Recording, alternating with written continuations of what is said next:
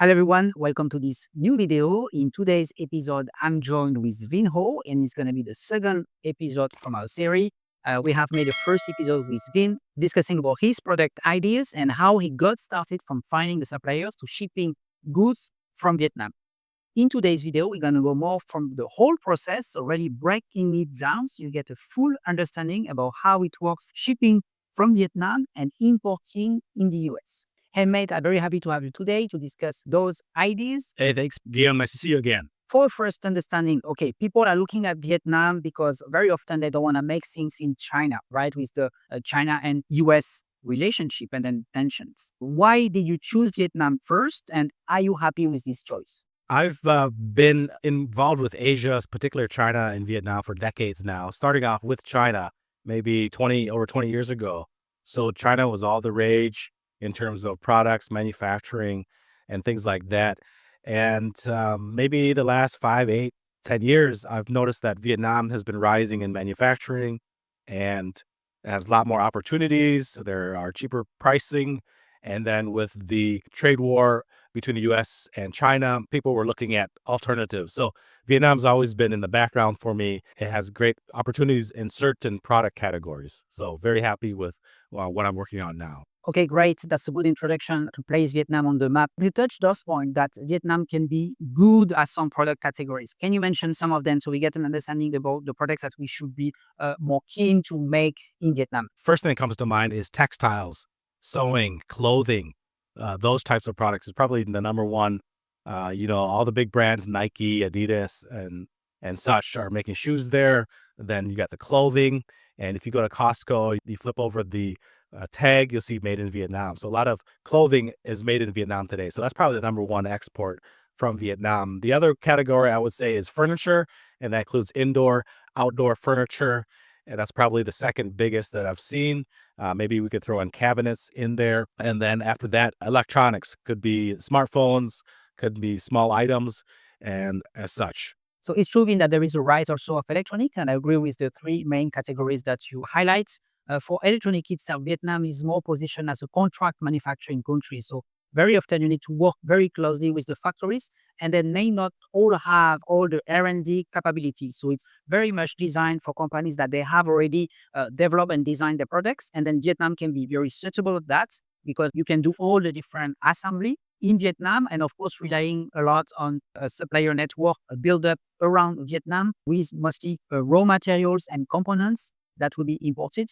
But definitely agreeing with you, Vietnam with electronic as one of the rising star for Vietnam manufacturing. Your product category that you actually made in Vietnam, you are in the niche of the garden and then patio type of products, so outdoor type of decorative items or furniture. Can you explain more about why you get this idea and why you choose this product category? The home and garden category is also another niche opportunity in Vietnam. So the wicker or the rattan type of products you've seen, home decor or furniture, indoor furniture, patio furniture, those types of products is also a big item in Vietnam. And I just happen to have a contact, someone that I've been working with over 10, 15 years. I know of him and I know his products. I've visited him several times in Vietnam. I know his company.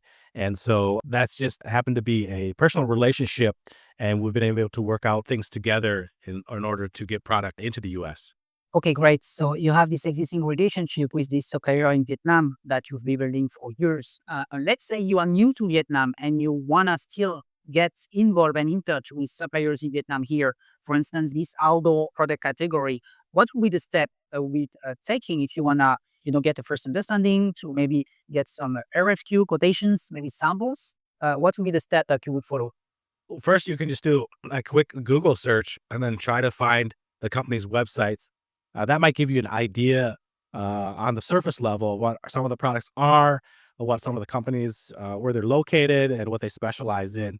But if you want to get more serious, you probably want to look in attending a trade show. So there are several throughout the year in Vietnam, in Hanoi, and mostly in Ho Chi Minh City. And so that's probably where you probably want to attend. So there's a furniture show, there's indoor, outdoor patio, there's many different various types of trade shows to check out. So you could do a search there or hire or look into a sourcing company that has more expertise on your products. So you can make some contact and reach out to them, and then they can give you some ideas on some of the manufacturers, some companies, and then recommend a trade show. So that's probably what I would do. That's great input, Vin, and I think that's a very typical framework and then roadmap that we should suggest to people that are totally new to Vietnam, because Vietnam is not such an easy market, as there is not a lot of trade show comparing, for instance, to China.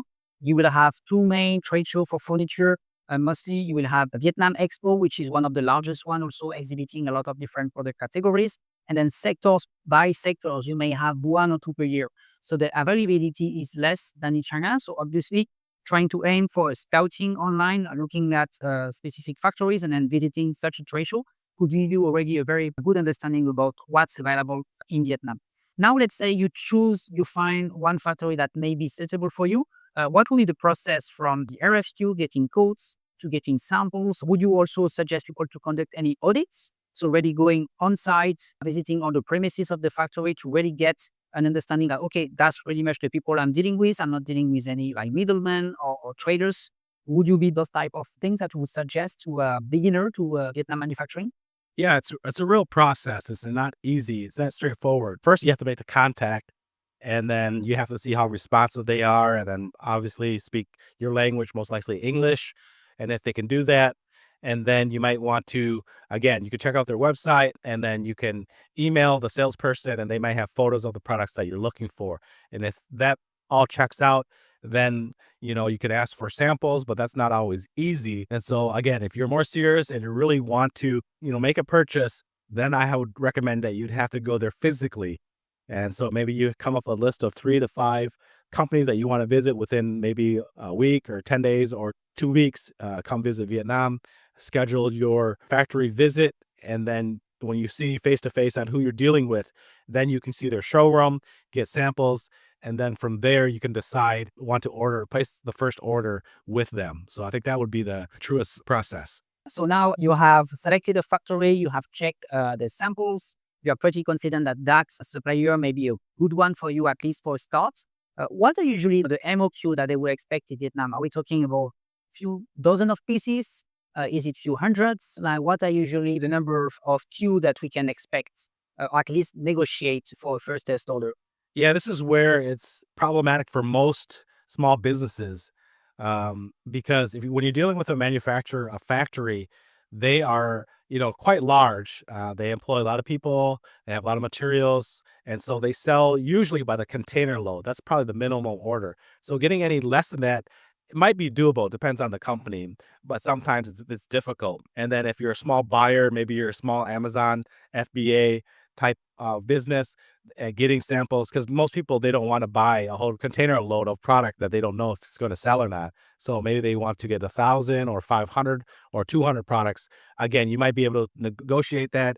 You might get those sent over by airplane or by parcel. The shipping might be a little bit costly, but at least you'll get the products before you place an order for a container. But I would say that's the biggest obstacle, because one, you have to have the financial capital to pay for a container, which could be 20, 30, $40,000, even more, right? If it's a container of kitchen cabinets, it's going to be maybe 80, 90,000 US dollars. So most individuals don't have that type of money unless you're a medium-sized business. So that would be the biggest obstacle, is trying to get samples and then having the financial capital to buy a container of products. Okay, that's great that you are highlighting those points, because people are very often thinking about the value of goods, but it's also other costs to prepare, other investments, right? You have the stock investment that you have to pay, very often 50% upfront to the supplier and then 50% when the goods are leaving Vietnam. This is the common norm that you have here. But once you have those fees already settled, you have extra fees, the freight, and then you may also have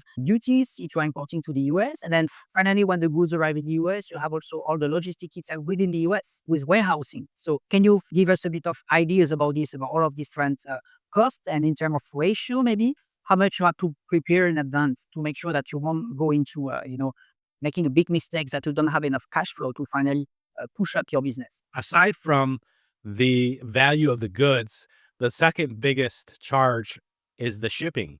So a container from Vietnam to the US, maybe West Coast, California, is about for 5 or 6 thousand US dollars. So let's just say $5 or $6,000 for that shipping cost for a container from Vietnam to the West Coast. But if you live in a different state or on the East Coast, like I do in Florida, then you're gonna have to pay another maybe $1,000 to get it shipped from the port to your location. So that could increase. Now we're at maybe 6 or 7,000 US dollars just for the shipping fee. And then on top of that, now, as you know, there are tariffs on Vietnam, about 20%. So a value of goods for a container may be $8,000. Now with the tariff, you could be paying about $2,000 on top of that. So that's another expense that you have to budget for. And then finally, the third item is the warehousing. Where are you going to put a container of goods? Most likely it's not going to fit in your home. You have to have some kind of separate warehouse on some land, or maybe you have a friend that has some kind of warehousing, but you have to have enough space to put all the goods, and then you could be paying monthly for that rental fee. But if you're lucky and you have like family, like I do, that has a warehouse available, then you're not really paying so much. So that would be the process there. One more thing that is also very important is when you do all the import and then custom duties on the US side, what is usually the flow that you have to follow? Like, is there any documentations to prepare? Do you need to hire someone on the ground in the US to help you with that? Or can you do it alone? Do you need to open an LLC? Is there things that must be known before you even get started? Yeah, the best way is to hire a customs broker. That's easily done by looking on Google in your city. Most cities have customs brokers that you can hire, and then they will take care of clearing the goods. And it's not too bad. You have to get maybe an import bond or something like that. There's some fees, and then they'll do the paperwork. They'll submit it on your behalf. And once you get your freight forward company, you can have them work together. So you can say, I want you to work with my customs broker. He'll be clearing the products, and then, work with the freight forwarding, work with the logistics company to get that done. So that the two big components are the freight forwarding company, which is the transportation. They have to go pick up the container in Vietnam at the port, and then they put it on a vessel. They do the booking, and then they send it to the port in the USA. And then from there, the customs broker will clear that container on your behalf. And then the freight forward again will hire another company for the final journey, which is from the port to your warehouse. So that's how that operates and that works. So there are a lot of fees along the way. So you'll be paying for the paperwork, for the clearance, for the logistics, and then obviously for the tariff when that gets imposed when your products come to the port in order to be released. So all of that adds up, of course, for the whole journey. Now, if we need to speak about the budget, you have already rounded a bit all the fees that will be from the product side to the shipping aspect and then the custom duties in the US. And what are other costs outside of that? I'm thinking about a brand that will, for instance, want to do online sales, but also developing an offline network into getting, for instance, your inventories sold across different retail shops. How would you evaluate the total budget from this whole project?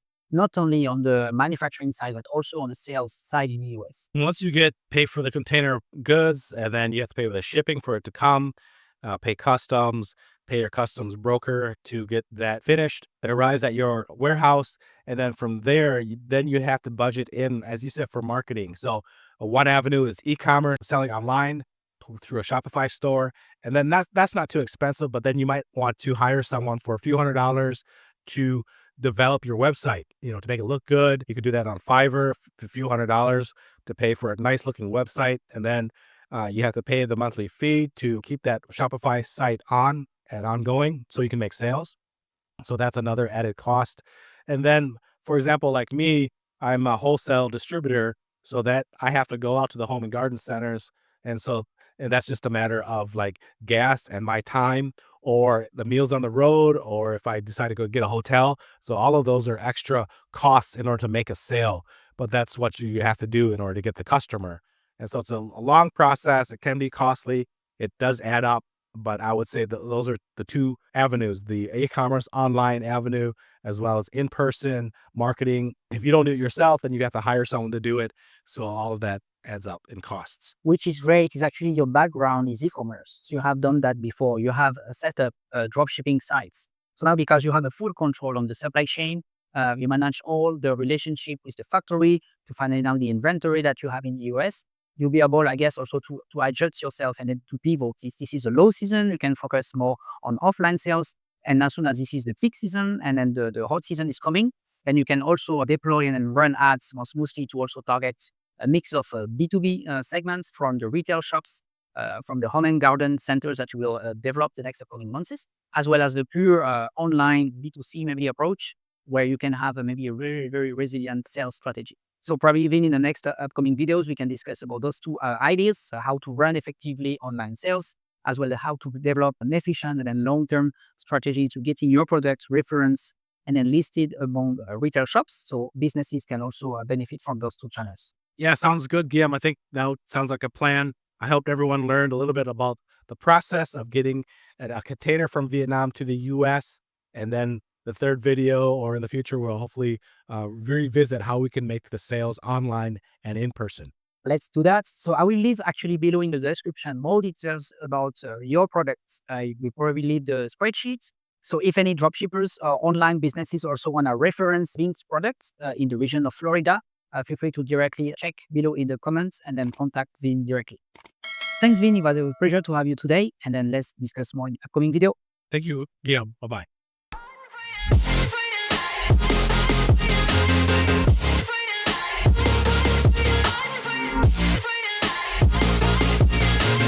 Been down and I'ma get it right. Dead on sight like